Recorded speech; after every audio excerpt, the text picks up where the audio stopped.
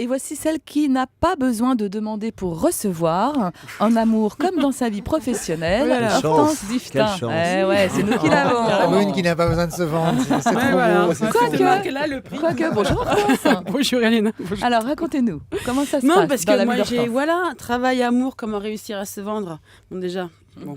Mais c'est pas Il faut que les gens vous regardent sur europe 1.fr parce qu'elle Non, fait mais- le rapprochement avec les doigts. Amour, voilà, travail. Voilà. Bon, c'est pas évident hein. Si on n'a pas la niaque et surtout une énorme confiance en soi depuis qu'on est toute petite, eh ben c'est plus difficile d'arriver à se vendre quand on est grand. Alors je dis pas qu'on n'arrive pas à nos fins. Quoi qu'on n'y arrive pas souvent. Je dis surtout qu'on mettra plus de temps que les copains pour arriver au même endroit. Non, c'est terrible parce qu'en plus, on se rend vite compte que la réussite n'a pas grand-chose à voir avec le talent. Je sais de quoi je parle.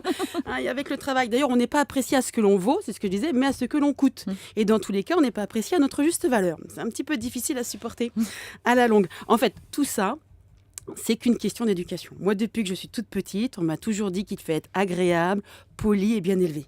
Que toutes ces qualités feront de moi une bonne personne, ça c'est sûr, une très bonne personne. Mais elles feront surtout de moi une chômeuse ou une employée non reconnue par les professionnels de la profession et aussi une femme célibataire. Et oui, parce que trop sympa, trop gentille, trop modeste, c'est pas compatible avec vie sociale et réussite professionnelle. C'est comme ça, c'est dommage, mais c'est comme ça. Alors c'est pas en étant hyper dévoué et en bossant 2 fois plus que les autres que nos supérieurs, entre autres, hein, vont se rendre compte tout seuls de notre dévouement et qu'ils nous proposeront une augmentation. Non, le seul truc qu'ils nous proposeront, c'est de continuer de bosser comme ça, comme un bœuf, voilà. Et c'est pareil en amour. D'ailleurs, quand on se retrouve dans le bureau de la DRH pour négocier une augmentation, en fait, il faudrait s'imaginer avec son prétendant au restaurant au moment de l'addition.